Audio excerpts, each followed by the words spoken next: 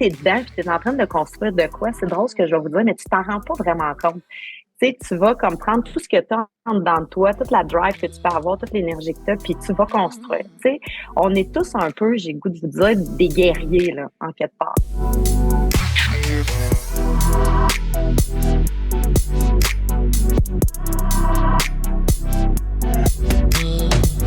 Bienvenue à Meilleur Humain, Meilleur Monde. C'est un podcast où on rencontre des entrepreneurs, des visionnaires, des bâtisseurs du Québec. Si vous aimez ce que vous voyez aujourd'hui, on vous invite à laisser un petit pouce en l'air sur l'entretien du jour. Puis tant qu'à y être, pourquoi ne pas aller vous abonner à notre chaîne YouTube du même nom, Meilleur Humain, Meilleur Monde. On y dépose à tous les lundis une nouvelle entrevue avec une personne inspirante du terroir entrepreneurial québécois. On a la chance aujourd'hui d'avoir avec nous Pénélope Fournier, femme inspirante, présidente de l'entreprise LG2. Également avec moi, mon associé Normand Chadwick. Et puis, je m'appelle Tristan Laliberté. Normand et moi sommes tous deux de l'entreprise Diversico Finances Humaines, un cabinet de services financiers qui aide des entrepreneurs comme Pénélope. Alors, Pénélope, merci d'avoir fait du temps pour nous aujourd'hui. Ça fait plaisir. Et bienvenue dans le monde. Normand, merci d'être là également. Ça fait plaisir. Alors, faire un peu ta bio qu'on a trouvé. Il y a beaucoup d'articles qui apparaissent quand on cherche Pénélope Fournier sur Internet. Je ne sais pas si tu t'es déjà Google searché, mais quand même, il y a pas mal d'affaires intéressantes. Mes enfants l'ont fait pour moi. C'était vraiment très drôle. Excellent. Ben écoute, j'ai fait exactement ce que tes enfants ont fait. On est allé fouiller ta vie Alors, on va faire un petit topo de ta vie de femme d'affaires. Première des choses, tout comme Normand d'ailleurs, tu es une diplômée du HEC de Montréal avec lesquels tu entretiens encore de belles relations. Très rapidement, en début de carrière, tu réalises que vraiment la branche création, marketing, c'est vraiment ton X, comme on dirait. Et dès l'âge de 21 ans, tu entres à l'agence LG2, pour laquelle tu travailles encore aujourd'hui, finalement. Tu gravis rapidement les échelons jusqu'à en devenir présidente et co-actionnaire au fil des années. En plus de fonder des branches, dont notamment une qui semble être particulièrement intéressante, qui semble être née de ton cru, qui est le LG2 Boutique. LG2 qui est la plus grosse agence de création indépendante au Canada, si je ne m'abuse. Oui, exactement. Alors, en parcours, Pénélope, est-ce que au moment où tu faisais tes études au HEC, tu savais déjà que tu allais être une femme d'affaires? Je dirais une femme d'affaires, fort probablement, étant donné que j'étais au HEC. Par contre, j'avais aucune idée dans quel domaine j'étais pour atterrir. Et honnêtement, je ne connaissais pas les agences de publicité. C'est vraiment à ma dernière année d'université. J'ai fait la relève publicitaire, puis j'ai réalisé en faisant la relève publicitaire, puis en côtoyant en fait certaines agences, que j'aurais peut-être la chance de jamais travailler dans ma vie. Donc, j'ai réalisé, je suis quelqu'un qui a toujours suivi son cœur, beaucoup inspiré par mes parents, mes grands-parents. C'est rarement, évidemment, la tête va arriver en deuxième, donc la tête est vachement importante, mais c'est vraiment mon cœur qui m'a amené dans les agences, qui m'a amené chez LG2, parce que j'avais réellement cette envie-là d'avoir du plaisir dans ce que j'étais pour faire. Parce que dans ma tête, à moi, c'est la base de tout. Puis, petite anecdote, je m'étais bien fait dire par certaines personnes que j'étais pour baisser la moyenne des salaires du HEC en m'en allant dans une agence de publicité. Je pense que je l'ai jamais dit. Et je les ai envoyés promener parce que j'ai quand même beaucoup de caractère et j'ai pris la décision de m'en aller j'ai suivi la voie des agences. Et encore aujourd'hui, je me lève le matin puis ça me rend profondément heureuse. Je dirais que c'est une de mes passions d'être une entrepreneur puis d'être une entrepreneur dans cette industrie-là. Puis, on ne peut pas passer à côté du fait, je lisais encore une fois là, sur différents documents que vous avez On parle beaucoup de leadership féminin, en fait, quand on regarde sur ton histoire. Ça nous donne envie de parler de ça. Il y a même un article qui était sorti autour de... Il y a 80 femmes à l'intérieur de l'organisation qui en profitaient pour saluer et féliciter là, ton ascension vers le rôle de présidente. Et on s'entend, ou du moins, c'est peut-être une perception personnelle. Moi, ce que je connais de votre domaine, c'est la bonne vieille série Mad Men, où est-ce qu'on peut voir que c'était vraiment un monde dans les années 50, un milieu d'hommes, où est-ce que les femmes jouaient des rôles de secrétaires puis amenaient les scotch et le café dans les bureaux. Comment ça s'est fait ton cheminement pour atteindre ce rôle de leadership-là dans un milieu qui, d'abord et avant tout, part d'un milieu d'hommes? L'industrie est une industrie qui était historiquement, qui est encore quand même à prédominance masculine. Il y a beaucoup de changements qui s'opèrent dans les dernières années. Personnellement, chez LG2, j'ai jamais senti de différence par rapport au fait que j'étais une femme. Aujourd'hui, LG2, on est à 61% détenus et dirigés par des femmes.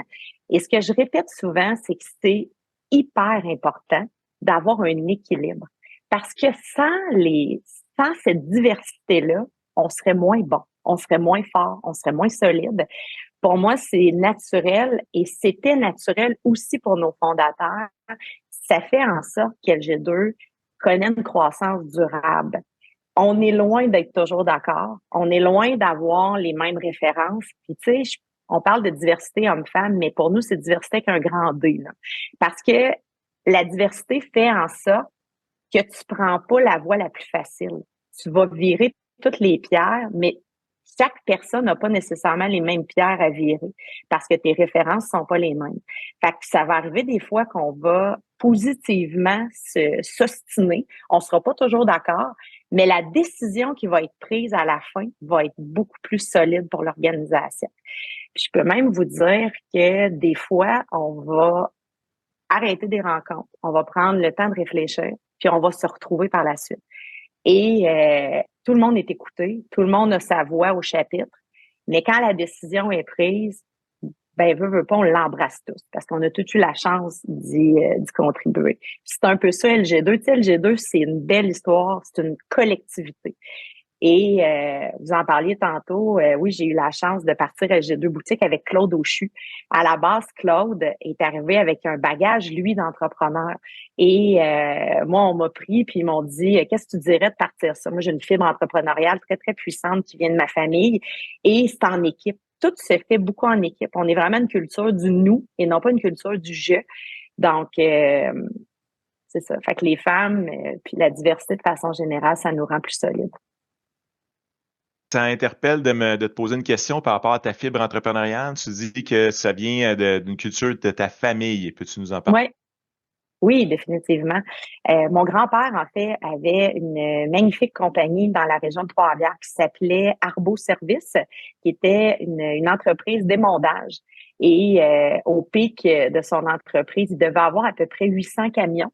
Puis quand j'étais petite, j'allais le voir, puis là, c'était c'était le temps du fameux corner office, là, tu sais, qu'on connaît plus. Là. Moi, j'ai même pas de bureau. Tu sais, j'étais en plein milieu de tout le monde, puis mais bref, mon grand-père avait comme son bureau dans le coin, tu sais, puis très, très jeune, je voyais les affinités que j'avais avec lui, tu sais, puis je voyais que c'était quelque chose qu'un jour je voudrais faire. Malheureusement, l'entreprise n'existe plus aujourd'hui pour plein ben, c'est des histoires, hein. Les entrepreneurs réussissent, mais des fois, les entrepreneurs, malheureusement, connaissent des échecs. Donc, l'entreprise n'existe plus aujourd'hui, mais les échanges que j'avais avec mon grand-père étaient vachement intéressants. Puis, ça m'a toujours interpellée.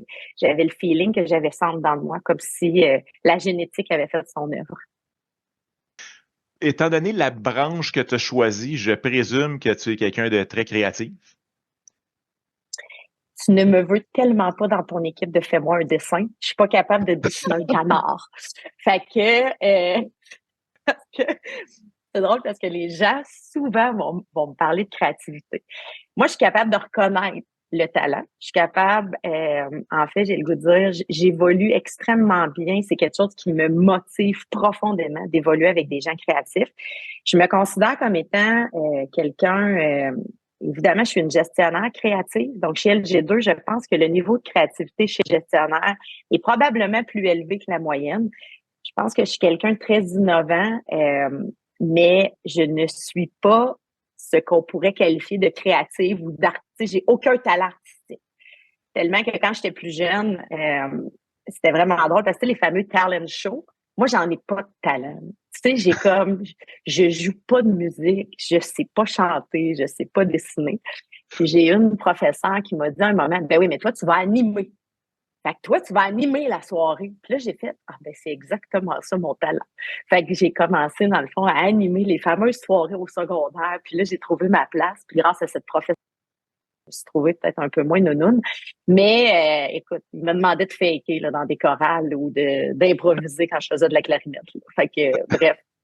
Mais par contre, c'est quelque chose que j'admire profondément. Je reconnais le talent. Et tu sais, chez LG2, c'est ce qui fait qu'on est reconnu, c'est notre produit créatif. Fait que de reconnaître ça, c'est vraiment important.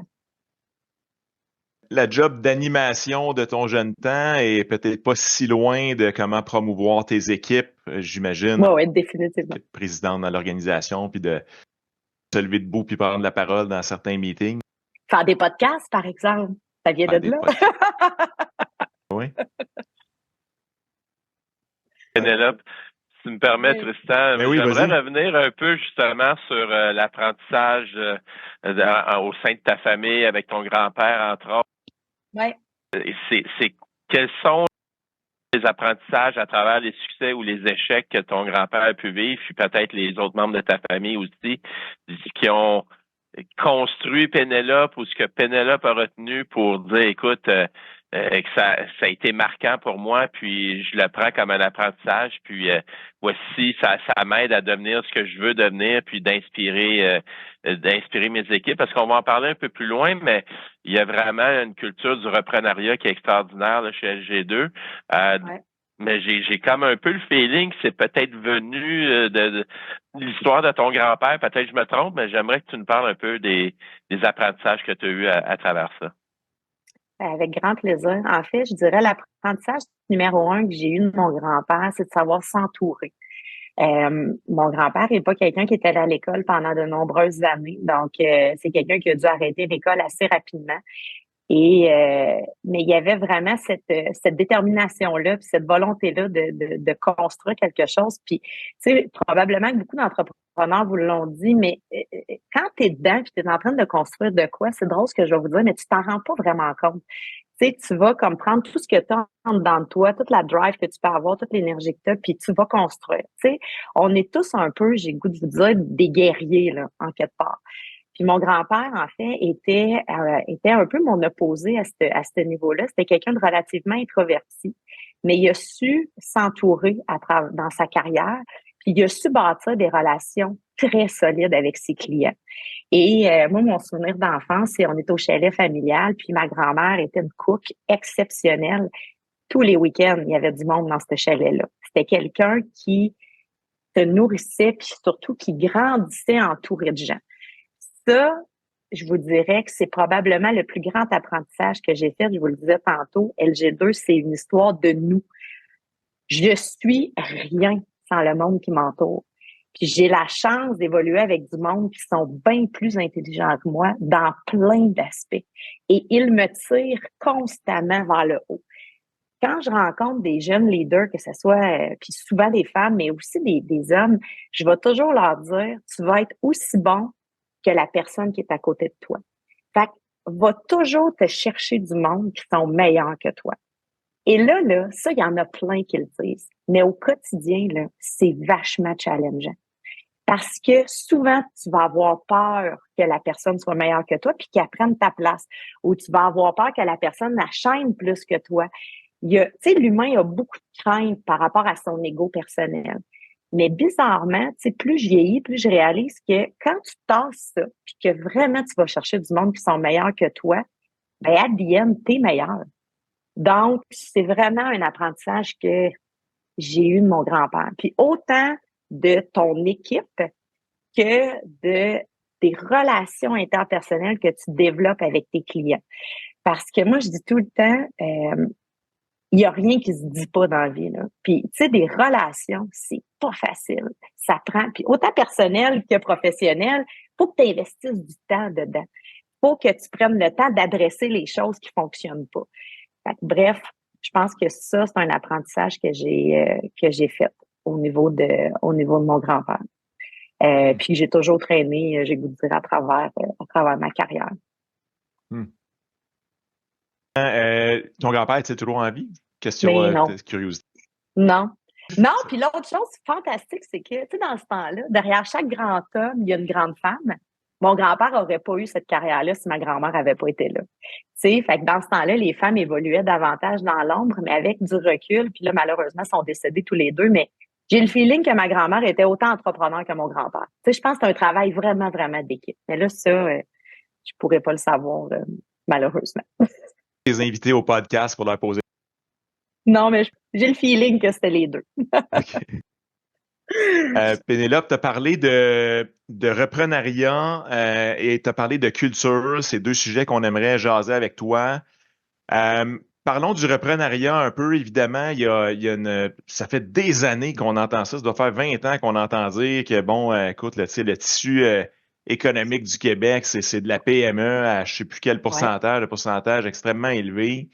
Et que ces entreprises-là vont changer de main. Ça doit faire 20 ans qu'on écrit sur le sujet. Ça fait 20 ans que dans 5 ans, ça va être le temps. Là, on est vraiment plein dedans. Et effectivement, on rencontre des entrepreneurs qui ont zéro plan à ce niveau-là encore au quotidien. Si je regarde un peu l'histoire des LG2, ce que j'en comprends, c'est que c'était important pour les fondateurs de garder ça au Québec, de garder ça local, de garder leurs équipes aussi. Oui. Comment vous y êtes pris? Comment vous avez initié? Puis, qu'est-ce que vous avez trouvé comme modèle qui a pu faire fonctionner un si grand défi?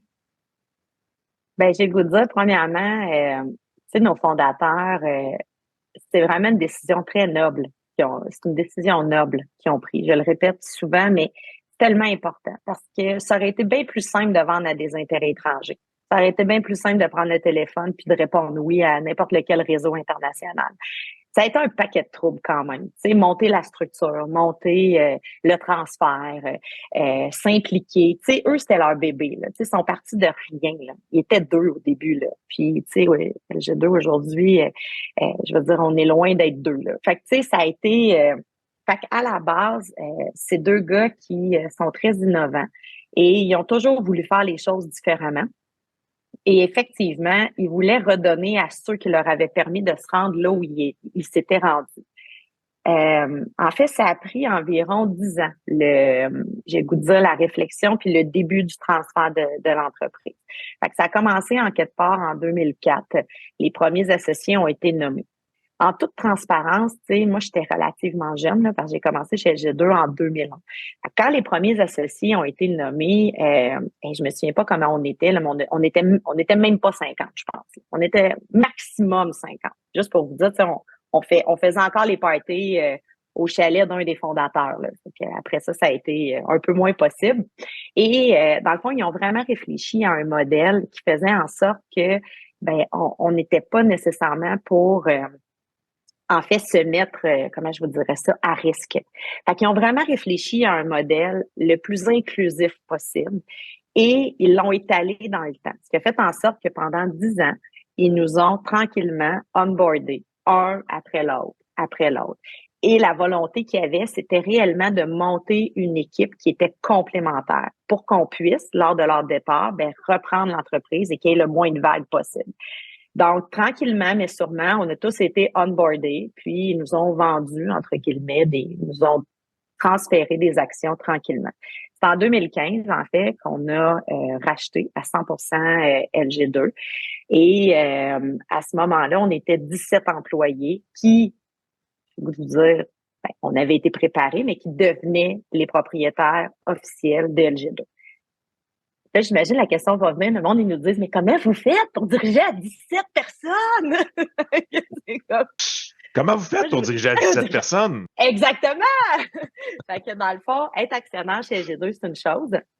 mais on a une gouvernance, donc, et être, dans le fond, un dirigeant, c'en est une autre. Donc, nous, on est une entreprise, comme je le disais tantôt, une entreprise de service, et plusieurs de nos collègues, en fait, sont des experts. Mais sans eux, on est à la limite rien parce que c'est le produit qu'on vend. Fait que parmi les actionnaires, ben, il y a certains qui sont des gestionnaires, dont moi, je suis une des gestionnaires, mais il y a aussi des experts qui sont des associés chez LG2. Fait que eux, veulent pas, sont évidemment sont impliqués par les grandes décisions de l'organisation, mais ils sont pas du tout dans le quotidien, dans la gestion de l'organisation. Donc, eux continuent à être des experts, continuent à amener le produit d'LG2 à des niveaux supérieurs. Puis nous, ben, on se concentre à diriger l'entreprise. Donc, un peu, je voyais, encore une fois, dans les articles que j'ai vus, bon, il y a des actionnaires propriétaires, il y en a qui sont pas des propriétaires, mais qui vont participer à la profitabilité. Il y a déjà un peu de matériel disponible publiquement, mais dis-nous tout ce que t'es game de nous dire puis qui est pas contre tes accords de confidentialité. Parce que votre modèle a l'air vraiment intéressant et potentiellement reproductible pour d'autres sociétés qui aussi voudraient faire une décision noble comme celle de tes anciens fondateurs. oui, tout à fait. Ben, en fait, c'est vraiment public parce que pour nous, plus il y a d'entreprises qui vont rester ici, puis je dis ici autant au Québec qu'au Canada, parce qu'on a aussi des qui sont basés en Ontario, mais plus on va créer de la valeur. Parce que veut pas souvent ce que les gens oublient, c'est que, tu sais, quand les profits repartent ailleurs, ben, c'est pas ici que tu en crées de la valeur. Fait que, tu sais, que ce soit les chalets, les placements, ben, c'est pas ici qu'ils sont faits, ils sont faits ailleurs. Fait que, tu sais, souvent, les gens, ils me disent, ouais, mais tu sais, qu'est-ce que ça fait que vous soyez indépendant? Ben, ça fait que les profits, à la fin de l'année, ben, ils contribuent à faire grandir le Québec, à faire grandir le Canada. C'est pas rien, c'est beaucoup d'argent. Fait que là, si tu additionnes toutes les entreprises du Québec, évidemment, toutes ces entreprises-là, ben, les profits sont réinvestis ici. La seconde qu'on perd nos entreprises à des intérêts étrangers, c'est pas grave, là, c'est une bonne chose, la mondialisation, mais les profits sont plus ici. Fait que, tu sais, puis ces investissements-là donnent de l'oxygène à la société, donnent de l'oxygène aux citoyens. Fait que c'est ça. Fait que bref, bon, je vais arrêter là, à ce moment-ci de parler de ça. Mais dis-moi, c'était quoi la question? Ben, dans le fond, un peu la mécanique. Ah là oui, la Quand mécanique. on a deux, tu sais, je me mets dans la peau des deux fondateurs.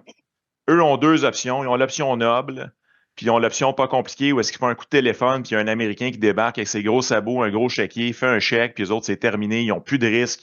Ils ont matérialisé le fruit de leurs efforts. De l'autre côté, ils vendent à 17 personnes à l'interne qui, typiquement, n'arrivent pas avec les millions du compte de banque d'un Américain qui aurait acheté. Fait que la mécanique de tout ça, puis un peu, ben, comment vous vous y êtes pris, là, c'est un peu ça que je tente de figurer. Ben, en fait, oui, puis je me souviens de ta question, en fait, c'est que tu me disais, il y avait des associés en équité, puis il y a des associés qui sont en participation. Ben, en fait, de façon très simple, il y a un prêt qui a été contracté, tout simplement. Là. Fait que je dirais que ça, ce bout-là, il est pas rocket science. Donc, il y a un prêt qui a été contracté et qui a été supporté, en fait, en partie par l'entreprise, mais également par les fondateurs. Donc, ça a fait en sorte que les fondateurs ont eu leur argent, mais de façon progressive. Fait que ça, c'est la première chose. Au niveau de l'actionnariat, effectivement, on a créé, en fait, deux types d'actionnaires.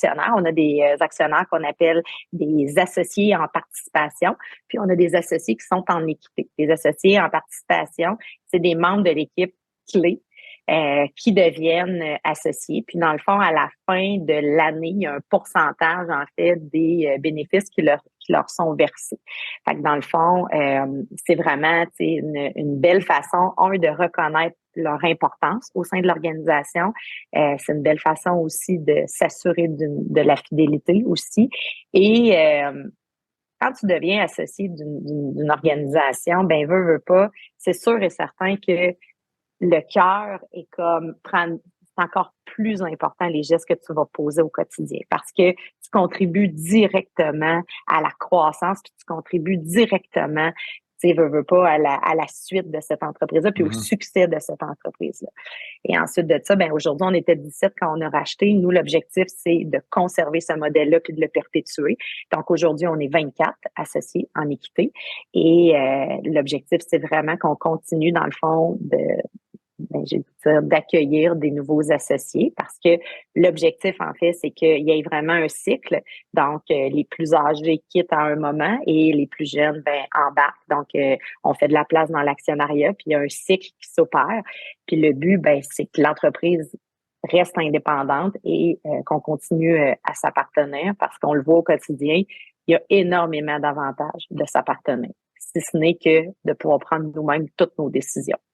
Donc, c'est quand même assez... Ça m'intéresse, la partie indépendance. Ça fait plusieurs fois que tu le mentionnes dans l'entretien. Oui. C'est important pour vous d'être indépendant. Et ça vous donne versus une autre entreprise voisine, compétitrice qui n'est pas indépendante.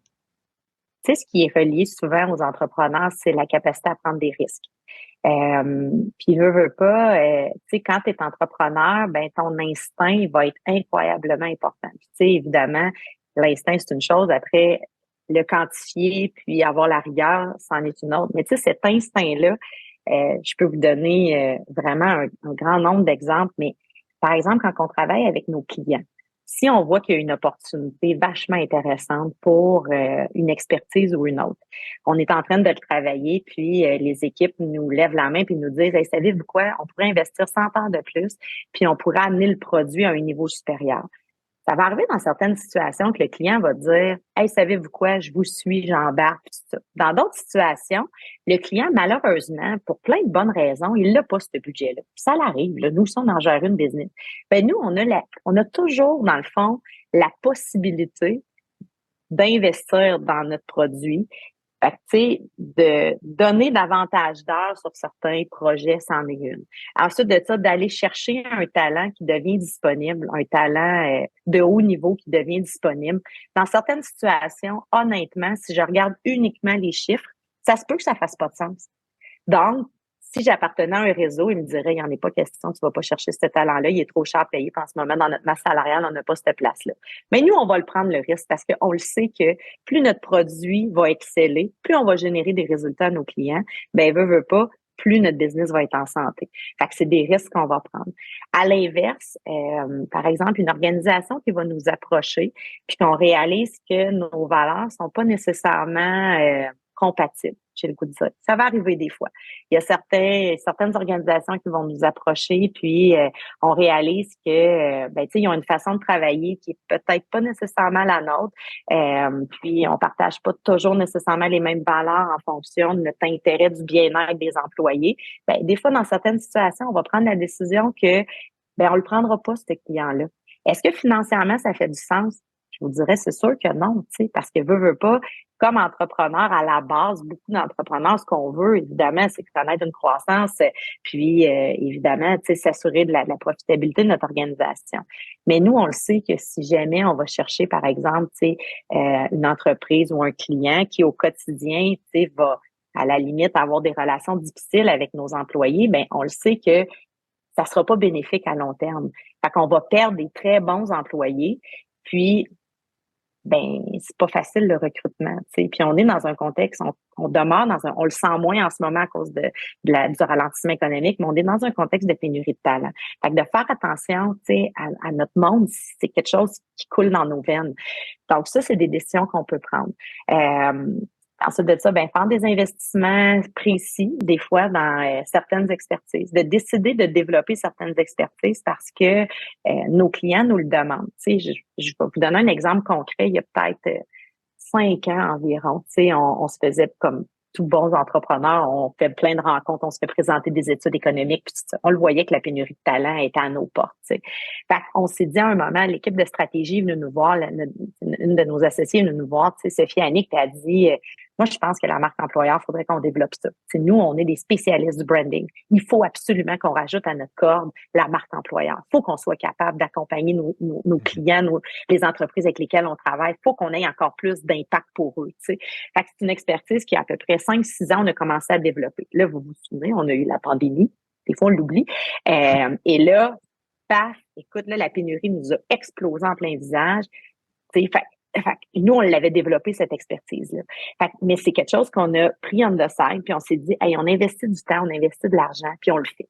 Parce que nos clients en ont besoin déjà, mais vont en avoir encore plus de besoin dans les années à venir. Fait que c'est tout, en fait, c'est la liberté des décisions qu'on peut prendre, puis c'est ça, c'est de pouvoir prendre des risques, mais des risques qui sont calculés, on veut pas. On veut pas affecter l'entreprise, mais c'est de prendre les bons risques au bon moment, puis de pouvoir investir quand on sent que c'est essentiel pour l'organisation. Donc, on n'a pas les mains attachées. Puis, OK, ça nous donne un bon pont pour parler un peu de culture. Parce qu'évidemment, marque employeur, recrutement, acquisition de talent, rétention de talent, tu mentionnes que vous, c'est ça que vous vendez finalement. Vous vendez des talents à vos clients. Et vous... Des services. Ouais, exact, avec des services. Sur votre site, vous dites créer une culture faite pour créer.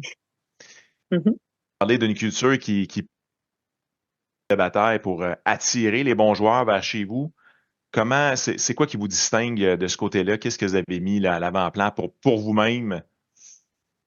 Premièrement, ce qui est vraiment le fun, c'est que non seulement nous, on est des propriétaires, de l'organisation, mais on est aussi des employés. Hein. Fait que des fois, moi, je le dis au monde, j'oubliais pas que quand on met en place là, différentes choses, puis j'ai dit, on se le met en place pour nous aussi. Hein. Fait que là, il rit tout le temps. Ouais. Ça fait drôle. Ça part en fait des fondateurs. Les fondateurs, quand ils ont fondé LG2 en 1991, les agences de publicité étaient reconnues comme étant des endroits où tu te faisais carrément presser le citron. Moi, je me suis fait raconter des histoires d'horreur de passer pas une, pas deux, mais 3 nuits blanches en ligne pour pouvoir sortir un pitch. Ça nous colle encore à la peau dans certains contextes ou dans certaines situations, cette espèce de volonté-là, de vraiment travailler des heures qui n'ont pas de bon sens. Et des fois, dans des environnements qui sont très stressants, des environnements très stressants. Puis, quand les fondateurs ont fondé LG2 en 91, ils allaient tous les deux travailler dans une autre grande agence. C'était la norme dans ce temps-là. Et ils ont eu la volonté de fonder l'agence du bonheur. Puis, quand les nouveaux employés arrivent chez LG2, j'ai la chance de tous les rencontrer pour leur raconter un peu d'où on vient, puis c'est quoi, dans le fond, elle prend racine où cette culture-là. Puis au début, je vous cacherai pas que j'hésitais à le mettre dans ma présentation Agence du bonheur. Je me disais, je vais-tu vraiment écrire ça? Puis, mais c'est fou comment, encore aujourd'hui, ça coule dans nos veines. Puis je dis souvent, LG2, c'est la revanche des gentils. Nous, on est toute une gang de gentils. Là. Puis quand les gens arrivent, la première chose souvent qu'on va se faire dire, les rapports d'étonnement, ce que les gens vont nous dire, qui, moi, me fait tellement chaud au cœur, ils disent, ça n'a pas de bon sens le talent qu'il y a ici, mais la gentillesse et la bonté des gens. Puis, je pense qu'à travers les années, ça s'est perpétué. Fait que l'agence du bonheur, qu'est-ce que ça veut dire? C'est que nous, on travaille vraiment en équipe, énormément en équipe. Puis comme je disais tantôt, on a la prétention, même si on demande des gens extrêmement humbles, on tente toujours d'aller chercher les meilleurs. Fait que dans le fond, en créant un environnement sain, les gens travaillent beaucoup en équipe. Les gens s'aident beaucoup, beaucoup, beaucoup. Et c'est en équipe qu'on arrive à faire un produit d'exception. C'est réellement en combinant tout le monde. Puis personne tout seul peut arriver à faire un mandat puis à réaliser des résultats d'affaires hallucinants. C'est en équipe qui y arrive. Mais culturellement, dans notre industrie, des fois, certains métiers étaient plus reconnus que d'autres. Fait que moi, je dis tout le temps, c'est la chaîne. Tu as besoin d'avoir quelqu'un au conseil qui a une bonne relation avec le client, qui va être capable de bien expliquer, en fait, le produit qu'on est en train de vendre. Tu as besoin d'avoir des bons chargés de projet. Tu as besoin d'avoir des bons directeurs de création. Tu as besoin, fait que c'est vraiment des bons stratèges. Je regarde, par exemple, tous les designers UX qu'on a, ils travaillent, tout le monde travaille en équipe pour qu'à la fin, le produit soit exceptionnel. Puis c'est ça qui fait que le produit est bon. C'est que c'est tout ce monde-là qui ont travaillé ensemble. Puis naturellement, quand les gens arrivent chez LG2 puis sont extrêmement compétitifs, tu sais, puis ils pensent vraiment beaucoup, beaucoup juste à eux, puis à moi, puis moi. Je vous le dis, ils sont comme naturellement comme éjectés. Ça fit comme pas dans notre culture, tu sais. Fait que c'est ça. Fait que, tu sais, je vous dirais, c'est beaucoup de faire en sorte d'avoir du fun, même si je sais que des fois, c'est overrated, là, tu sais, de dire avoir du plaisir au travail, mais pour vrai, moi, il n'y a rien qui me fait plus plaisir que de passer dans l'agence, tu sais, de passer au bureau puis d'entendre une gang qui sont en train de rire. Je me dis, OK, ça va super bien pour les clients, là, parce que s'ils ont du fun, je le sais qu'ils vont sortir de quoi d'écœurant, tu sais. Fait que je sais que le projet va bien, je sais que ça veut dire que ça, évidemment, il n'y a rien de parfait, il n'y a rien de rose, là, tu sais. Je veux dire, des embûches, on en connaît plein. Mais bref, si les gens ont du fun ensemble, tu sais, si tu crées des safe zones que les gens peuvent être eux-mêmes, puis tu sais, travailler dans un espace où t'as enlevé le plus d'irritants possible, veut pas, ça contribue au succès de l'organisation. Puis c'est un défi à tous les jours, là. Puis, tu sais, je veux dire, quelqu'un pourrait m'écouter puis dire, en tout cas, moi, je suis déjà allée chez G2 puis j'ai vécu une expérience de merde. Puis, savez-vous quoi? On est super vulnérable, là, tu sais, on a envie des défis puis on en a des moments qui sont plus difficiles. Mais si, je pense, ça fait partie de notre culture puis qu'on le promouvoit puis qu'on s'assure que les gens ont tout ce que ça leur prend pour bien évoluer puis bien travailler puis travailler en équipe ensemble, je pense que ça part un peu de là. Fait qu'on a vraiment la volonté que les gens soient bien. Tu mentionnes, ça m'interpelle aussi, ça ressemble beaucoup à notre culture chez Diversico d'ailleurs. Comment vous conciliez, parce que il y a une culture de bonheur qui est, je pense, essentielle, puis que moi, en tout cas, tu me convaincs. Puis en même temps, mais vos clients, eux autres, c'est une culture de performance qu'ils recherchent parce qu'ils veulent que les stratégies que vous allez déployer pour eux, se traduisent en résultats. Comment vous réussissez à concilier bonheur et performance? Moi, c'est un de mes chevals de bataille. Je pense pas qu'ils sont séparés. Moi, je pense au contraire que comme je disais tantôt, quand les gens sont bien, ils travaillent mieux, puis ils travaillent plus vite. Moi, j'ai l'impression que c'est l'inverse. Je pense que pendant plusieurs années, on a pensé que, tu sais, dans un environnement stressant, pouvait faire en sorte que les gens étaient plus performants.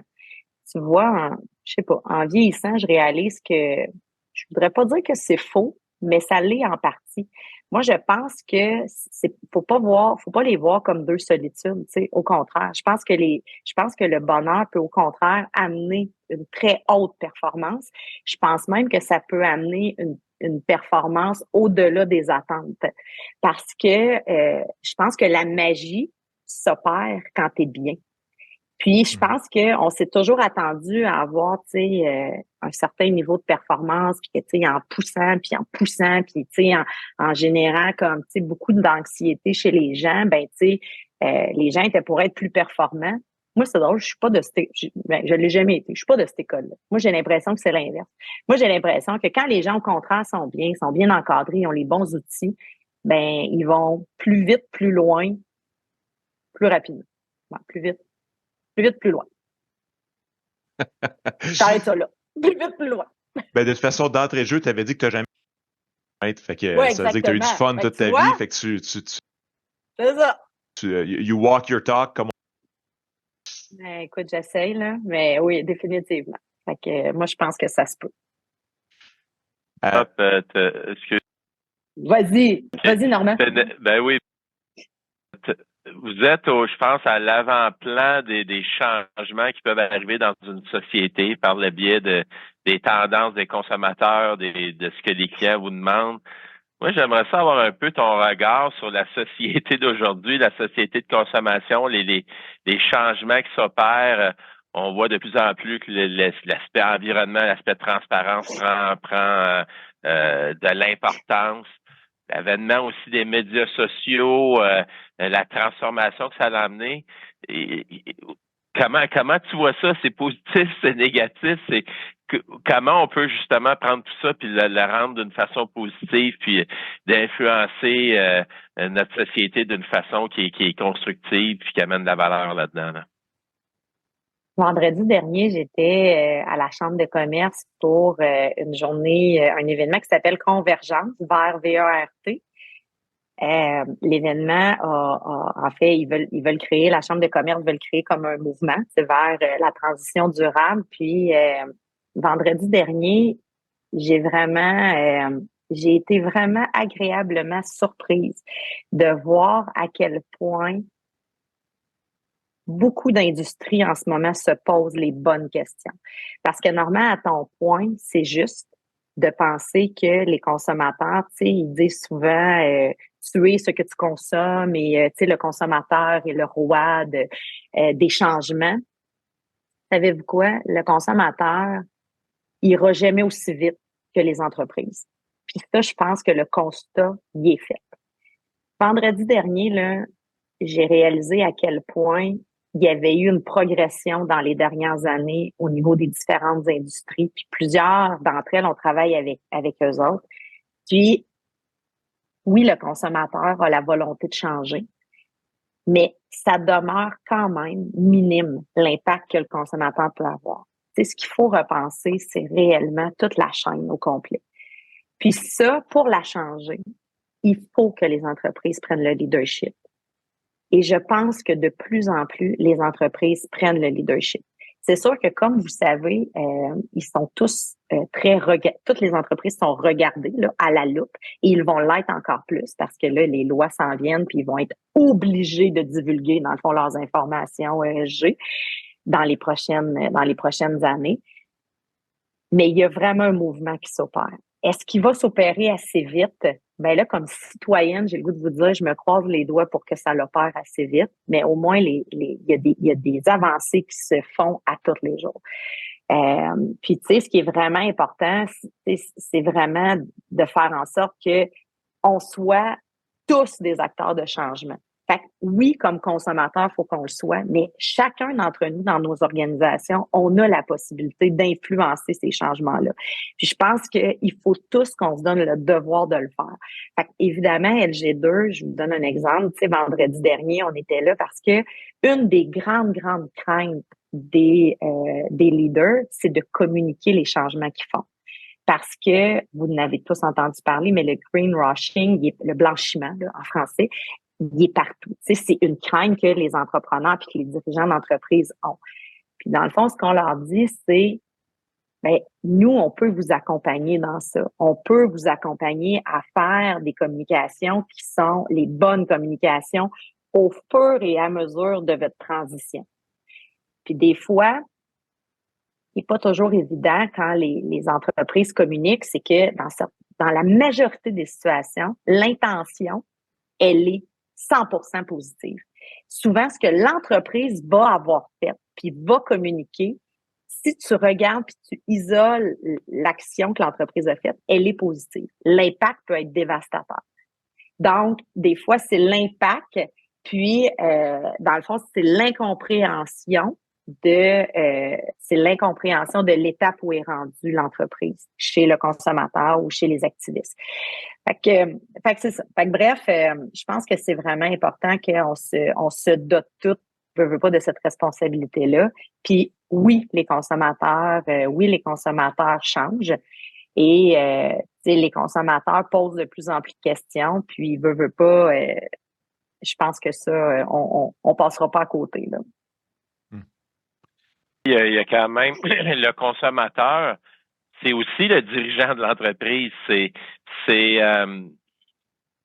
J'allais dire, qui vient en premier, la conscience du dirigeant ou le fait que le consommateur demande ou exige un certain virage ou une nouvelle tendance au niveau de la direction que les entreprises prennent, puis des produits, des services qui vont être fournis, là. Est-ce que le gouvernement aussi a un impact là-dedans? Autrement dit, tu dis les entreprises ont un effet de leadership extrêmement important. Mais est-ce que c'est initié par eux ou c'est initié vraiment par un consommateur ou c'est initié par une pression gouvernementale ou autre? Moi, j'ai le goût de vous dire, là, c'est un travail d'équipe parce que les gouvernements en font beaucoup, mais le leadership doit venir des entreprises. Tu sais, je le disais tantôt, même si tu accumules plein de bonnes décisions chez les consommateurs, ça n'aura jamais le poids, mettons, qu'une compagnie peut avoir dans son cycle.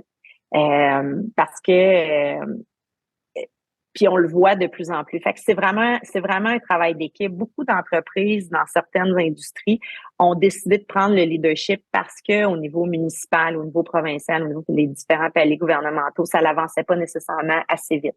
Les gouvernements sont là, sont présents. Tu sais, la semaine passée, le ministre Fitzgibbon était là, le ministre Guilbeault était là pour en parler. Ils ont mis sur pied différents programmes. Évidemment, ils encouragent les entreprises de plein de façons. Il y a eu plein de beaux cas qui ont été présentés. Les gouvernements sont là, mais le leadership doit venir des organisations. Les changements doivent d'abord s'opérer par les entreprises. Et oui, il y a une certaine pression qui est faite par les consommateurs, mais comme je disais tantôt, le poids sera jamais assez fort pour que les organisations changent parce que le consommateur va continuer quand même à se nourrir, va continuer quand même à construire des maisons, va continuer à consommer. Donc, s'il n'y a pas de changement qui est fait dans cette consommation-là, c'est sûr que on voudrait tous stopper la consommation, on voudrait tous avoir un impact, mais à court terme, je pense pas que c'est là que va venir le gros du changement. Viewais Mario Girard, qui est un entrepreneur puis aujourd'hui est PDG du Port de Québec. Mm-hmm. Chose que j'ai trouvé intéressant et qui m'interpelle actuelle, il a dit écoute, moi j'aimerais qu'un jour mes filles qui liront qu'est-ce que moi j'ai eu comme impact pourront dire wow, tu sais, je suis fier de mon père et qui vont comprendre qu'est-ce que j'ai fait puis pourquoi je l'ai fait.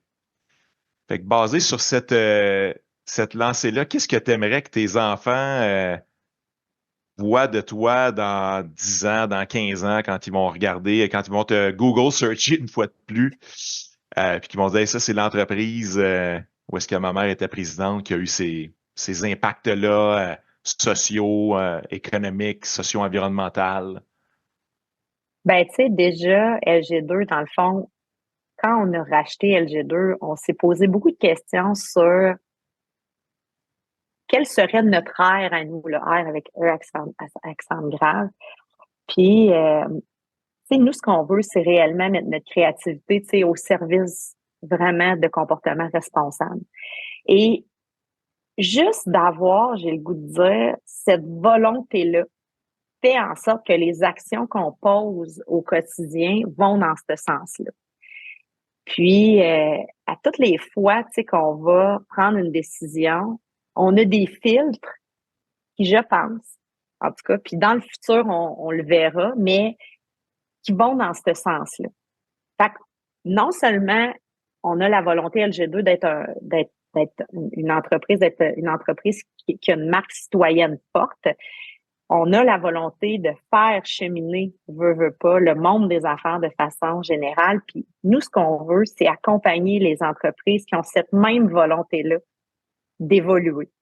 Des fois, tu sais, les gens vont nous dire, ouais, mais tu sais, vous travaillez avec telle industrie ou telle industrie, tu sais, qui sont pas nécessairement les industries qui sont les plus, je dirais les plus vertes, par exemple, tu sais, ou reconnues comme étant les plus avant-gardistes, tu sais. Puis moi, je répète sans arrêt, nous, notre job, c'est de les faire évoluer, puis qu'on évolue ensemble. Parce que c'est pas vrai en ce moment, il n'y a pas une entreprise qui est complètement parfaite. Puis même des fois, moi, je le dis, tu sais, nous, on est une business de service. Être un bon joueur sur l'écosystème ESG, c'est bien plus facile pour nous que pour une entreprise manufacturière. Mais l'entreprise manufacturière, on a besoin pour manger. Fait que, tu sais, je pense que ce qui me ferait le plus plaisir, c'est que dans un contexte où, tu sais, veux pas, dans une industrie comme la nôtre, d'être le joueur qui a cette volonté-là d'avoir un impact positif, ben j'aimerais ça que ça ressorte à un moment. Puis idéalement, qu'on ait été perçus comme des leaders. Puis moi, je répète sans arrêt, tu sais, des fois, les gens vont nous dire, ouais, mais il y en a d'autres qui font ça. Ben j'espère qu'il y en a d'autres qui font ça. Tu sais, moi, là, je vois pas ça comme de la compétition. Au contraire, je dis, ben, tant mieux qu'on leur donne le goût qui s'en viennent avec nous autres. Plus qu'on est dans le party, plus on va avancer, tu sais.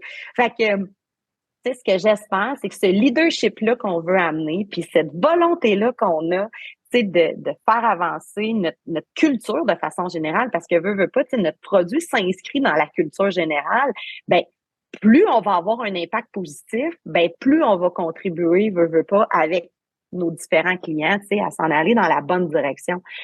Fait que ce que j'aimerais, si mes filles me regardent dans plusieurs années puis qu'ils me googlent, ben c'est de savoir que ben nous on a été dans les premiers, ou en tout cas du moins dans les leaders de cette volonté-là d'avoir un impact positif puis de faire avancer notre société, là. Je suis pas certain que je vais avoir le mot à mot exact, mais on veut mettre la créativité au service Les comportements du comportement responsables. responsable. Ouais. Quel genre de questions les dirigeants d'entreprise doivent se poser pour ouvrir cette canne-là?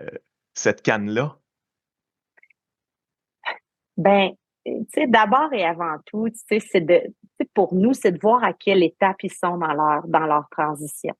Puis moi, je pense que la chose la plus importante, c'est que beaucoup d'entreprises, beaucoup d'entrepreneurs se posent ces questions-là en ce moment. Puis nous, là, notre plus grande volonté, c'est de les ouvrir, ces discussions-là avec eux. Puis c'est d'avoir ces conversations-là. Puis de voir, en fait, sont où dans leur transition durable pour que nous, on puisse, dans le fond, les accompagner. Puis plus rapidement on est dans cette transition-là, plus on peut avoir un impact. Parce que vous savez, t'as beau avoir fait la plus belle transition, si tu l'as mal communiqué, ben c'est sûr et certain que je vous ai comme perdu. Ouais, fait que si tu l'as mal communiqué à l'interne, si tu l'as mal communiqué à l'externe, t'auras pas nécessairement l'impact souhaité. Fait que pour nous, c'est d'ouvrir les conversations, puis de faire en sorte que le plus rapidement possible, on soit à la table pour discuter avec eux, puis pour voir justement quelles sont les questions qui se posent. Tu sais. Mais c'est ça. On achève. Ah, vas-y. Un peu dans le même sens, tu parles beaucoup de leadership, d'impact, d'influence. Il y a des entreprises en ce moment qui rejoignent des milliards de personnes sur la Terre, qu'on parle de TikTok, qu'on parle de Meta et autres entreprises de médias sociaux. Ils ont définitivement de l'influence, ils exercent une certaine forme de leadership, définitivement que ça crée de l'impact. Comment vous travaillez avec ces firmes-là ou d'influencer vous-même votre propre message à travers vos clients, puis d'utiliser ces plateformes-là, puis tout le cadre réglementaire aussi qui tourne en entour maintenant. Comment vous voyez ces acteurs-là, puis comment vous positionnez à travers tout ça? Tu sais, nous, ce qui est super important, là, c'est que tout part des différentes cibles d'un client. Fait que, tu sais, TikTok, c'est un super bel exemple. Tu sais, ça va toujours dépendre de la cible qu'on vise. Puis ensuite de ça, on va déterminer c'est quoi les moyens qu'on va utiliser pour rejoindre en fait cette cible-là, puis pour que ce soit une fondation ou que ce soit, je veux dire, une entreprise manufacturière, comme je disais tantôt. Tu sais, pour nous, c'est différents moyens qui vont nous permettre d'atteindre nos objectifs. Fait que autant c'est important, les médias sociaux, mais ça ne peut pas qu'être ça. Donc, souvent, ça va être vraiment un mix, en fait, de moyens qui vont être utilisés pour rejoindre la cible. Donc, si je dois, par exemple, rejoindre une cible qui est plus âgée, bien évidemment, je choisirai pas nécessairement TikTok.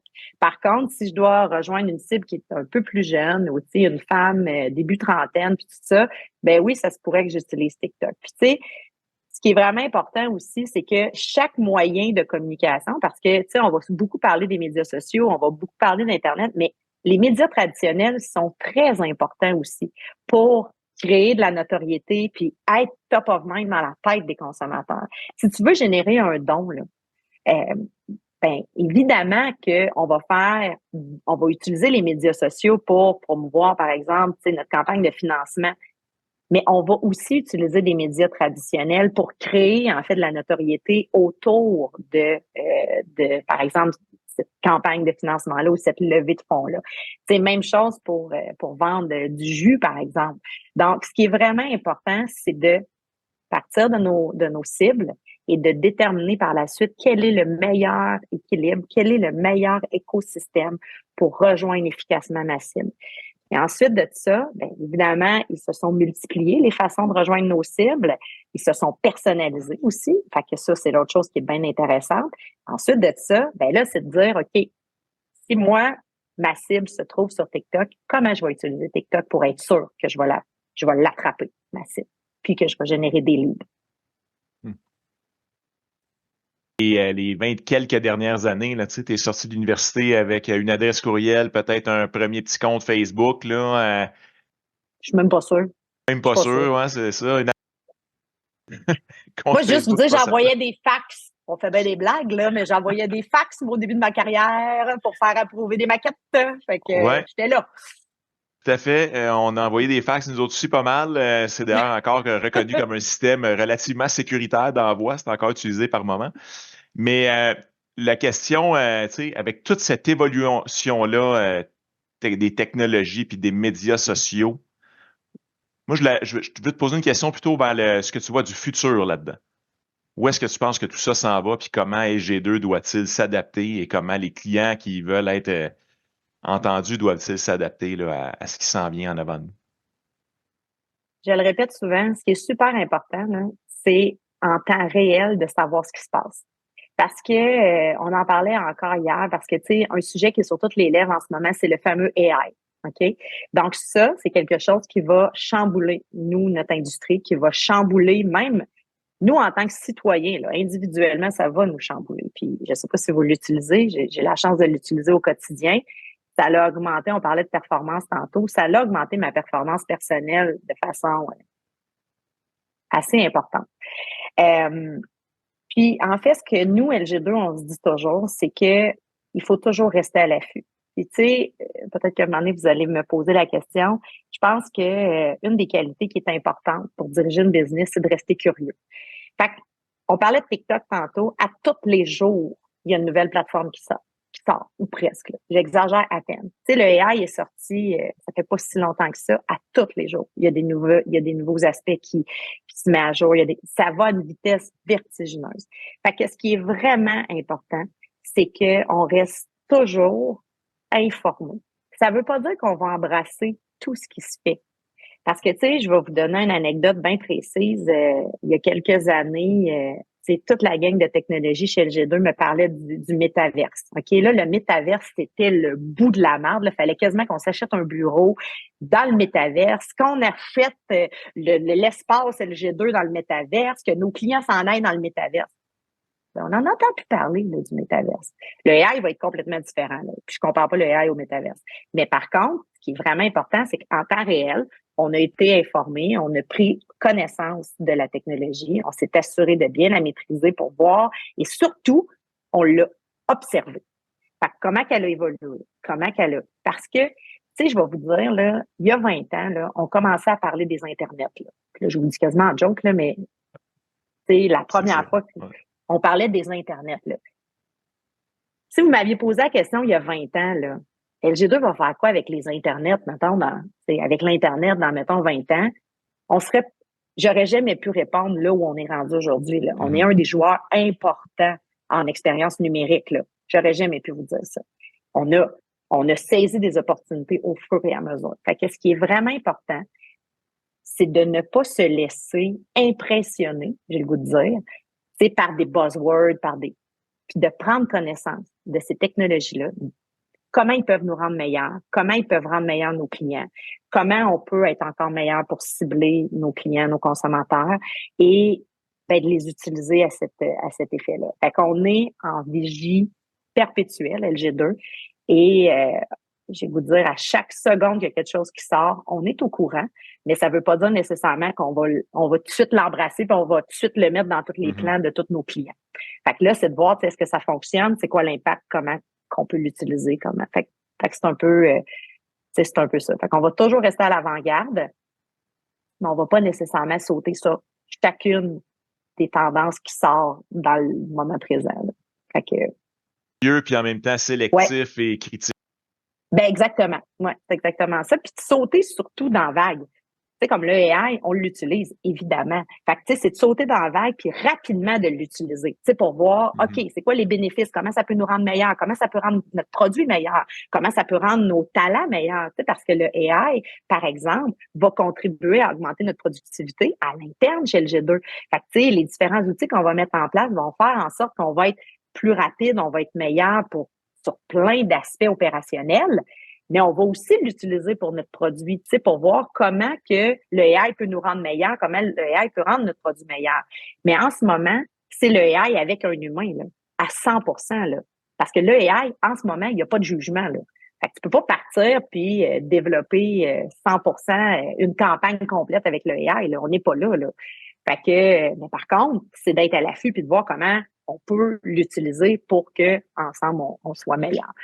Donc, tu sais, j'ai le goût de dire, ça va, nous connaissant, je pense qu'on va toujours rester comme ça, rester curieux, puis justement, comme tu le disais si bien, de s'assurer de saisir les opportunités au bon moment. Écoute, Pénélope, on arrive déjà à la fin de l'heure qu'on s'était planifié ensemble.